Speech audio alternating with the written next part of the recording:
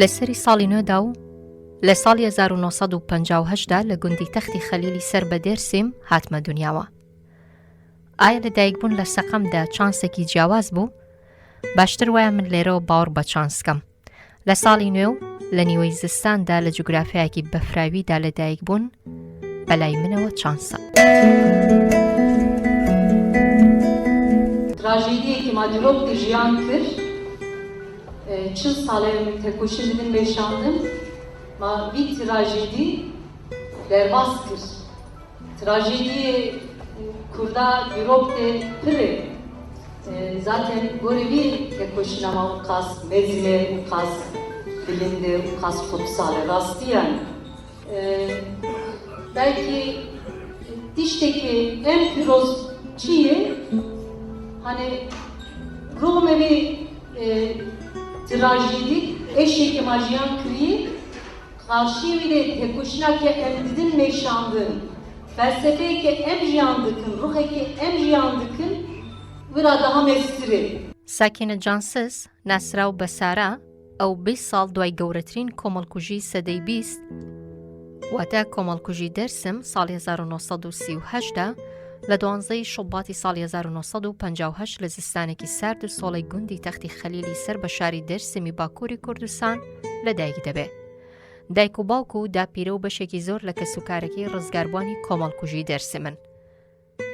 لەو شاڵاوی قڕکردنانی دەوڵەتی تورکیا تەنیا کوردبوون و عەلەویبوون تاوان نەبوو، بەڵکو ژنبوون لە دۆخی کۆمەڵگەی کوردستان لە قەتیزبوونی لە نێوان داگیرکاری دەوڵەت و بازنەی پەیوەندی خەڵکیدا لە دۆخێکی پارادۆکسدا بوو. لەلایەک ئەڵقەیەکی ئاڵۆز و بندەسی و چەند هێندە داگیرکراوی لەلایەکی تر خاوەن ماتەوزەیە کە هەمیشە ئامادەیە بۆ یاخی بوون.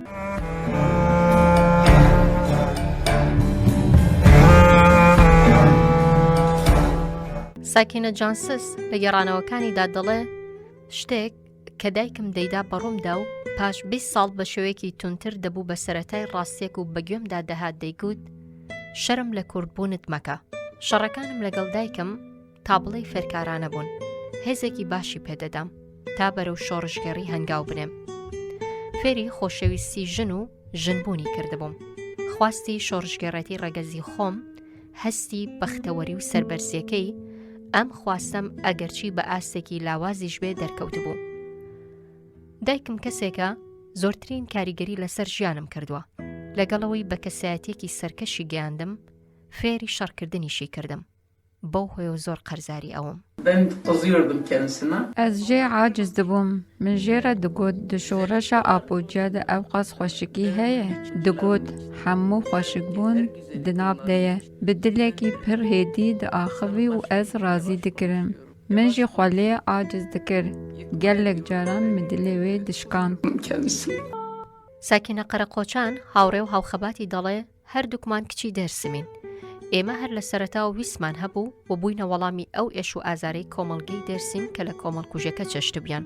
بە پێشەنگایەتی ساکینە جانسس. ئەمە کەچە دەرسمێنە دەرسم قەتلیامکی نێزیک دەربەز و 38 نێزیک بۆ باوێمە دایکێمە وانە بەلکی دیتبوون زارۆک بوونژی تم ئێش بوون تم ئەوە بوون دەفکریان دەرکەتن ئەمە ئەم نێوی ئێک قەت کۆمکوژیرە دەرباز بوو کۆمکوژیە دەرسمێرە ئەم ڕابوون ئەو بەرسڤە ساڵاندا 1938 کۆمکوژی بووە دایک و باوێمە قسمی ئەو دیتنە یاژی ئەو چێ دەبێ ئەو ئێشاکە ناو گەلێ دەرسمێدا بوو ئەم ببم بەرسڤ هەواڵ ساکینە جانسس هەواڵ سارە پێشەنگی کرد ئەو دازێدا ئەلازیز و ئەو بوو دوورە سەر بینگۆلێ کار کرد ئەو کاراندا تم ژن را مەسە کۆمێ بچووک حتا ئەم بەرێکە بێگرتن هەفتەی ژن گروپ ناو ماڵاندا پەروەردە دەکرد پەروەردەی مەسە 10 ژن 20 ژن ئەما بە ئەو دۆڕڤەگەر هەفتەی جارێ گروپێکی مەحەلەکی یعنی ئەو چێ دەبێن وێ شارێدا کار دمەشاند شتە وێ دەمێ ئەم فێرکردن هەم هەواڵتی هەم زانستی و هەم ژی ڕێخستنی مگوت لە چارەسەریەدا ڕێخستنێدا هوا سارا پیشنگی کی پر خورد کرد هەواڵتیە من و ویژی وێدەمێ دەست پێکردن. ساکینە جانسز لەگەڵ گێڕانەوەی چیرۆکەکانی قڕکردنی دەرسیم لە زاری گەورەکانەوە گوێی بەو سیستەمە ئاشنا دەبێت کە لە کۆمەڵگەی کوور دەکرێت. بیستنی ئەو سیستەمە ڕۆژانە دڵۆب هەم پرسیار و گەڕان بە دوای وەڵامدا لای ساکینە کۆ دەکاتەوە. وێڕای ئەوەی گەورەکان بە چرپە و لە ترسان باسی ڕووداوەکانیان دەکرد، بەڵام ئەو لەو بێدەنگێ تۆقێنەرەدا پەرۆشی بۆ زانینی زیاتر و سەرکێشیەکانی دەست پێ دەکا. ئەی ئەوە نیە دەڵێن ئازادی لە منداڵیەوە دەست پێ دەکا، لەجێی ئەوەی وەکو سیرکەرێک بێ بە هەر چوارپەلەو خۆی فرێدایە ناو ناوکۆکی پرسیارەکانەوە و بە دوای وەڵامدا گەڕا. Kürdistan'da onur eylemi olarak başlayan PKK'nın kuruluşu çok önemli bir onur boşluğu vardı. PKK bu onur boşluğunu doldurdu.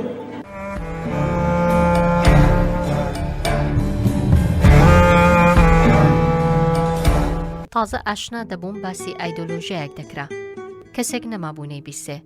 ئەو کەسانی داکۆکیان لەو ئایدۆلۆژیا دەکرد کەسانی ئاسایی نەبوون. کەسانێکی بەکاریگەر بوون و لەسەر مرۆڤ پەرۆشیان زیاتر دەکرد. سەرەتا گاڵتەیان پێدەکردن. پێیان دەگوتن 4 بۆ 5 کەسی کوردپەرستن. پاشان پێیان دەگوتن شۆڕژگەڕانی کوردستان یاخود ئاپۆچی.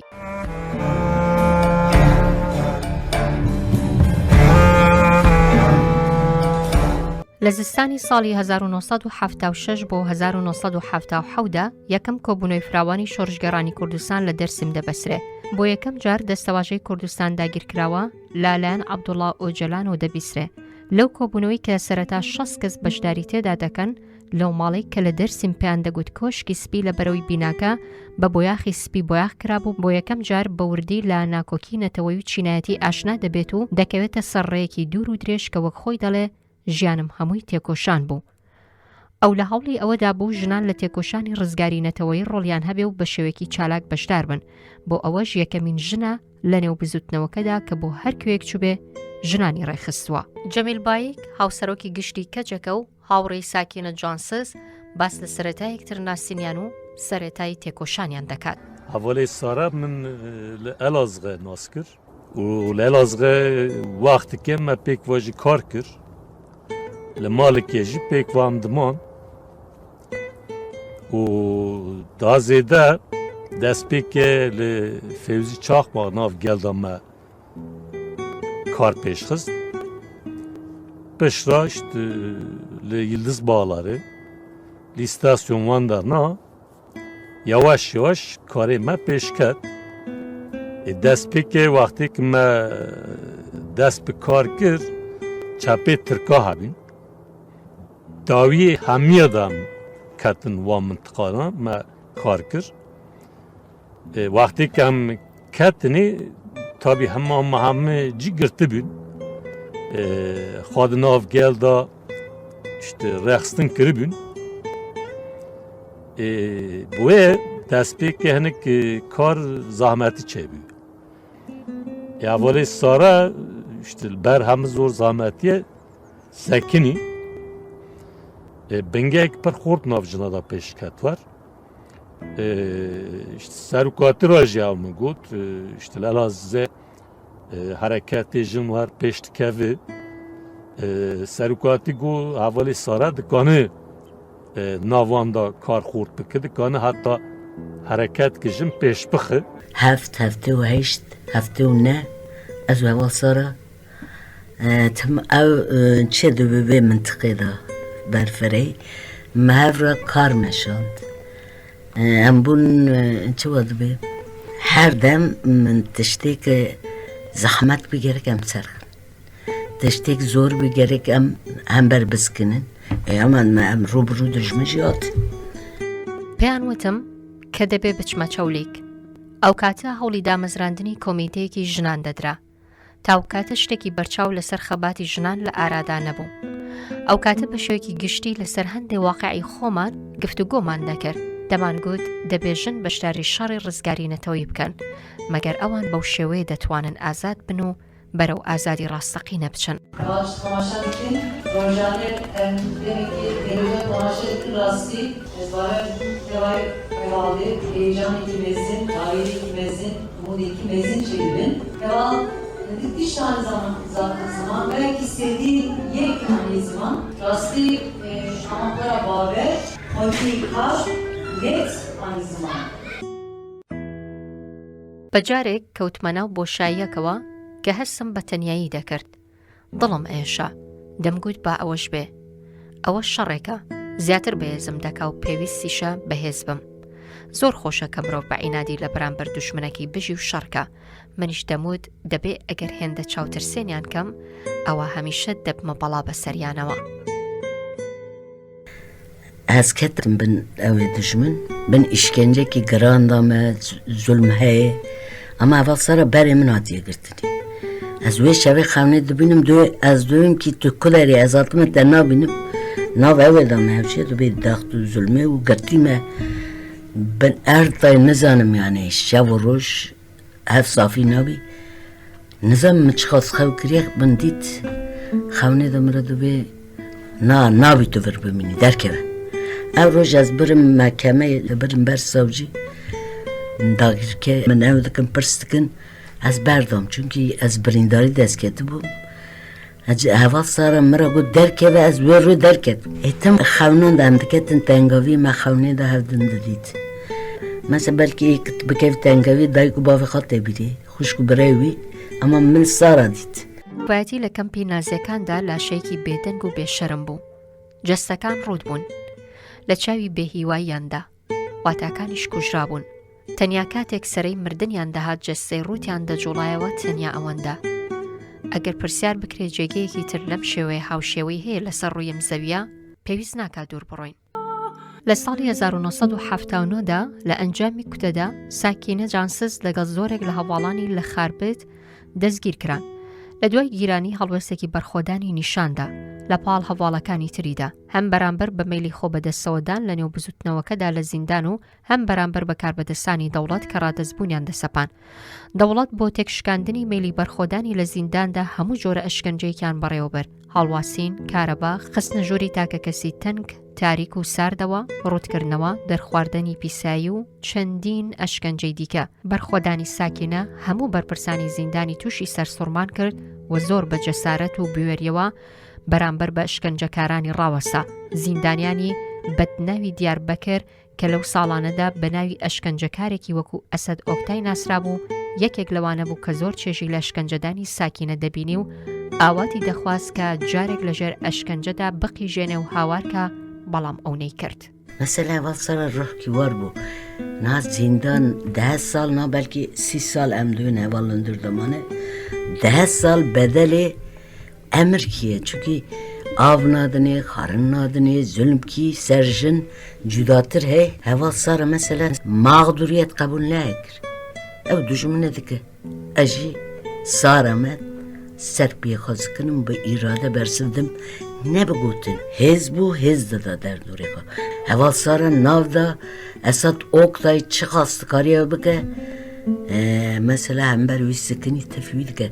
Se gedi kirne, hazır kirne. Se berdadan yani küçük berdan ser hevalan. Parça parça dikirin.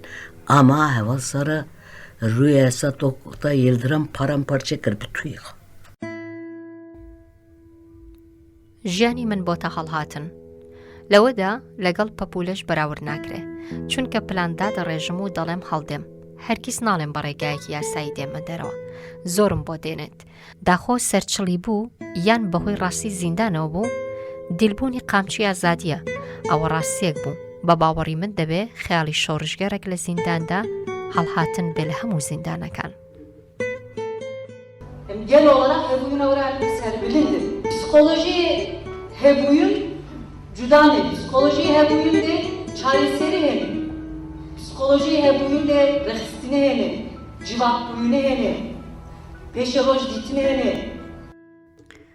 مراد قەریلان ئەندامی کۆمیتەی بەڕێوەبەری پەکەکە دەڵێت ساڵی 1991 لە تورکیا یاسایەک دەرچوو ئەو کاتەش هەواڵسارە ئازاد بوو. بۆ یەکەم جار لە ڕێگەی تەلەفۆنەوە قسەمان کرد. سال 1991 وی چای قانونک ل ترکیه درکت گله کوالی د زندان دا درکت جوانا یکسی حوالا سارا بو که وقتا درکت هر حالده بناوی پارتی یا کمین ویرا آخفی از بو مف تلفون ویرا آخفی تابی پر شابو وجی yani غیابن از ناست کرم چون مجارنا زندان را مکتوب دشاندن işte emre Avrupa bun Dağıstan'da zindane bir yama pek daha. Buna ve hatta Avrupa, Avrupa ma hevde dit. Pişti ve ma ev havana heme serri Yunanistan'ı ra ma dışandı sahih seruketi. Yani kes ne karıyor bir zindanında bugün. En dema yeken bile ev deri و pencere vakta da girtin ev rıha ne karıyor hepsi. دوای تێپەڕبوونی ساڵانی زیندان من کەفرم دڕی بوو خۆم گەیاند بۆ جوانترین کاتی ژیانم لە شامم لە لای سەرۆک خەریکە دڵم بوەسێ مێژوو لە پشت و سەرۆکیش لە پێشمە دەرگا دەکرێتەوە سەرۆک لە بەردەممە باوەش بەیەکدا دەکەین ئەوە ڕاستیەک بوو ئەو ساتانەی بە ساڵان لە خەیاڵمدا بوو پێک هات هەرگی سیوای خۆم نەبڕی بوو دەمگوت دەبێت سەرۆک ببینم و گەورەیەکی لە ئامێز بگرم Serok hayatı dair tekoşi ama hiçbir zaman yani Serok den kurditi nagrindes. Böyle hiç Serok ne tane Serok kurdayı. سۆزدار ئاڤێستا ئەندامی دەستەی گشتی سەرۆکاتی کۆمەڵجوواکین کوردستان کە جەکە دەڵێ سەرۆک زۆر لەگەڵ هەواڵ سارادان و ساندنی دەکرد دەیوت من لە کەسایەتی سارادا دەمەوێت پێ هەڵگرتنێکی نوێ ئەنجام بدەم ئەو شتە لە ئیستگی کوان بێژن زیندانی شخصی شەنەر دەک و پێش کەتبوو سەرۆکاتی دخواست هەم بتەنێژ مەوە سەرارە پر دیالۆگ چێت کرد مەسەلا از باش سانم سەرۆکاتی دگوت کی من د شخصی سارادا دگو دخواست دەرکەتنێکی نو چێ بکەم بەرخۆدانەوە بچباک دگو تەسیر کرد ئەساس دگو مثلا دگو اون ویا فهم ناکن دگو بنیرا چما دگو اوی درک دگو دو ورج دگو işte yani هف قصه دگو دجمن سر خطا و سکنی سر خطا و سکنی جبو کی دگو شخصی ودا خطا آزادیا جن تیک ببه و لیستکا دجمن ناس نکر مثلا هوا سارج بو کو خطا زندانی به زلال کرن او ناکوکی کو سروکاتیرا مثلا نقاش کر اوی تدرو لکی مزل هوا سارا پرخواست ورا ولات سروکاتی گو انا گوز نکارم تاریکم گو بمین الگلمه بمینه تو بدره گو سروکیم خدایت مکر گو خوازم بچم سروک گو پلتفرم کی پارتیه گو کامش پلتفرم پرسکن گو چونکی پرسکر گو ازو سارا و کهون گو اوجی یعنی گو تولی پارتی و ما هبره گو پک اساس کریه گو از نکارم بجم برا بچه گو اف پلتفرم چه قرار بده از وی اساس بگیرم و هناك آخوی دا پلتفرمی مثلا پلتفرم هوالا دستی خورا کر پرانیا گو برا بچه پرانی گو سروکی من کاره بچه باشتره سروکاتی و چاقی کرد گو سارا تقازانچ نوتو سسیا و دمی مدی حوال هاتن گو قریه هاتن ونک حوال ناسنت کر حوالک هات گو حوال سوزدار işte گو حوالک وسا بجنا خادریش و پوری خو قبرج گو حوالک پر او هاتیه گو پروسا عسکریه جو پر دیک سکنه ارابون مثل مراق گرم گل کرا گل گل حوال جمال وان سکنه ارابوم از چون بدی حوال سارایه و دماندا سروکتی دمها مجدار دابو بره هناك پرسي ماكرن بالجهاز جمن كر در حقي جن دا حركت يعني اوي حوالي جن كرياري وان براتيكي وان ما برسف دا çünkü حيو چاقه جيكو حوالي جن برفرهی لیجی دگرن و یکسی کتن شر بوتام بود. روزا دن هوال جمره گو سروکاتی اب تلسیز باخ و سروکاتی گوتیه işte هواله کود قومتای ارتش بونا جنده جی بگرن برا ورن. از چون سروک راخوی سروگو کیل کلوانه işte evet şey bikin ve ارتش جنته ilan kirin birlika tanzim bikin. من hemen evkir مگو سروکی من مگو ایرو zaten هوا سراج یا sanki سروکاتی قرن زاره zaten سروکاتی شاندیه ده و هوا سراج hiç بنا خو خیال مزن جای کردستانی را به حواله جره و سبمینه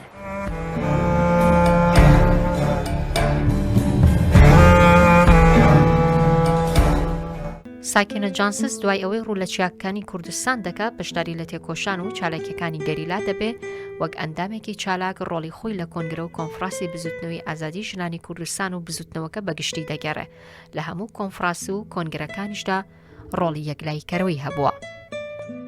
ئەو کۆنگرەدە مەرە زیندانê derketiye hatiye nav demkî Kurd da ew mîna cejnkî bû me re ama em tirs bû jî acaba em bikarin ama heva sara ceseret bû raportê jin em hev re berê kongra pêncemê de dûyî barname me hev re hazir kir em hev re rûniştine sê sit hevalê jin û heva sara tu coşa wî bibînî heyjana wî bibînî tu re em dibin ki hiç serok me re gotin ki neke em tenê kongrê bibin herê hin zanistî derhene ama em çuwa cuda dibin çuwa ew mesela artêş bibin me berê artêş bûn naje em kongra xwe çêkin bir mesela ew çê karargehê xwe dayînin biryarê xwe xwe bigirin ama serokê ji me re tişkîne hiç tedawül nekir dûra dema me dest bi kongrê kir sê sidevelê jin em hev re bûn sê jî parastin me dikir serok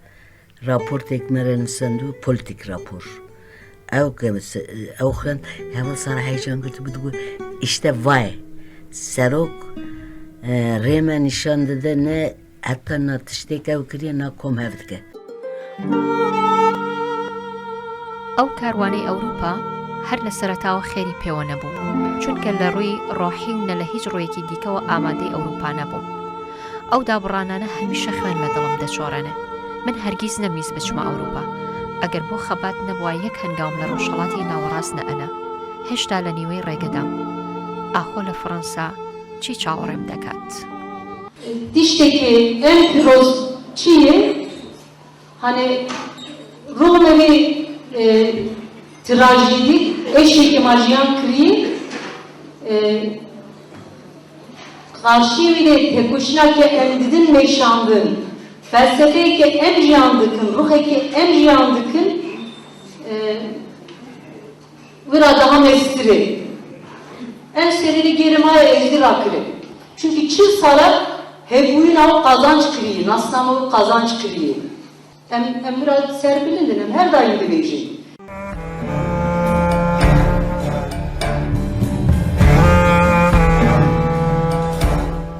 Mevra kar meşan. Her dem min tiştek zahmet bir gerek em ser. Tiştek zor bir gerek em ber biskinin. Aman em rubru düşmüş ya. Ev düşmüne ki bav kaleme katil kiribun.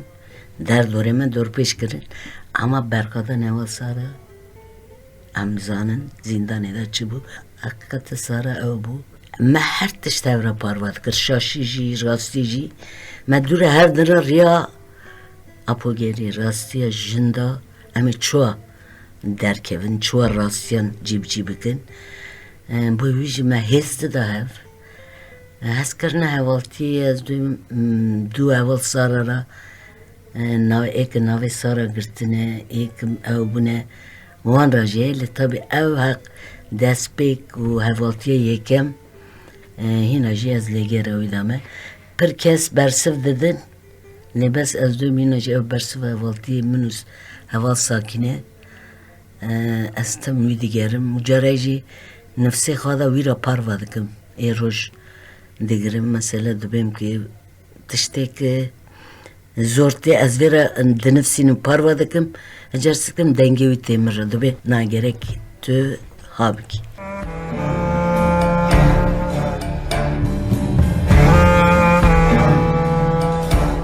هەڵبژاردننی ڕێبازی تێکۆشان و دیاریکردنی ئامانجی باڵا بۆ هەر شۆڕژگەرێک لە خودی جەنگەکە گرنگترە بەڵام دەگمەنن ئەو شۆڕژگەرانەی کە لە کەسایەتیاندا ڕێبازێکی نوێی تێکۆشان ڕنگڕێژ دەبێت و دەبنە مانیفێستی ئازادی.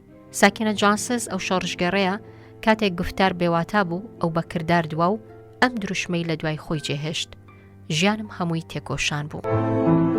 دوای نیو سەدە لە خەبات و تێکۆشان لە نۆی کانونی دووەمی 2013 لە ناوەندی ئینفۆرمەیشنی پەیوەندیەکانی کۆنگرەی نەتۆی کوردستان لە پاریسی پایتەختی فەڕەنسا ساکینە جانسز و دوو هاوڕێی دیکەی بە ناوی فیداندۆغان و لەیلا شایلمەز بەدەستی ئەندامێکی میتی تورک لە پلانگەڕێکی نێونەتەوەییدا شەهید کران.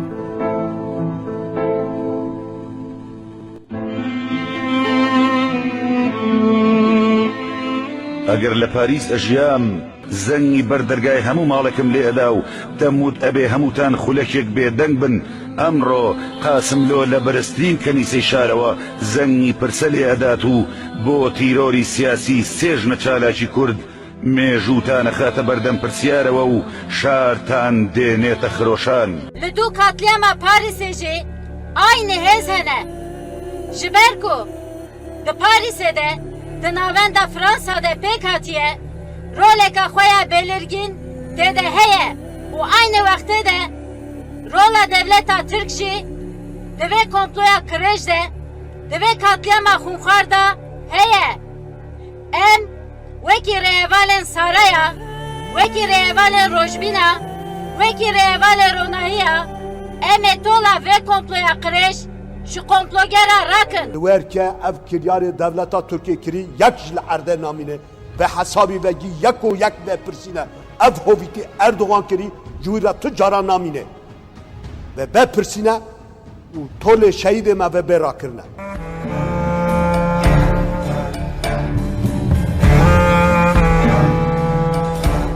هەر لەگەڵ هەواڵی شەیدبوونی ساکینە جانسز لە شەقامەکانی پاریسەوە تاوەکو دەرسم تفیان لە ڕووی خیانەتکاران و دەوڵەتی تورە کرد و بە هەزاران نامەی هاوخەمی ئاراستەی گەلی کوور کرا و تەرمی پیرۆزی ئەو کەڵە ژنە شۆڕشگەرا وەک چۆن خەیاڵی بوو کوردستان بە گوڵ بڕوێتەوە بە گوڵە شلێر و گوڵاڵە سوورەدا پۆشرا و لە دەرسیم بە خاک سپێردرا.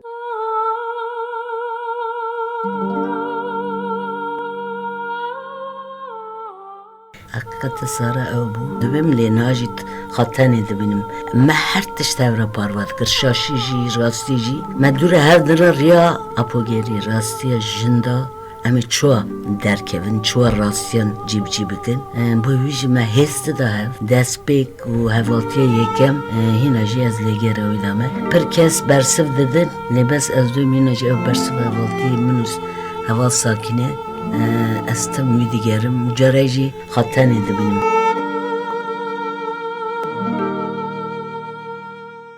Her tarafının dağının taşın çiçek olmasını hayal ediyorum.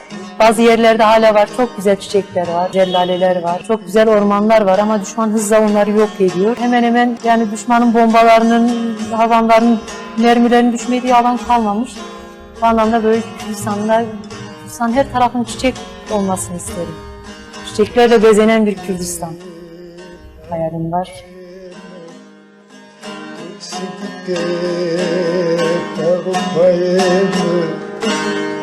Dike dike yarım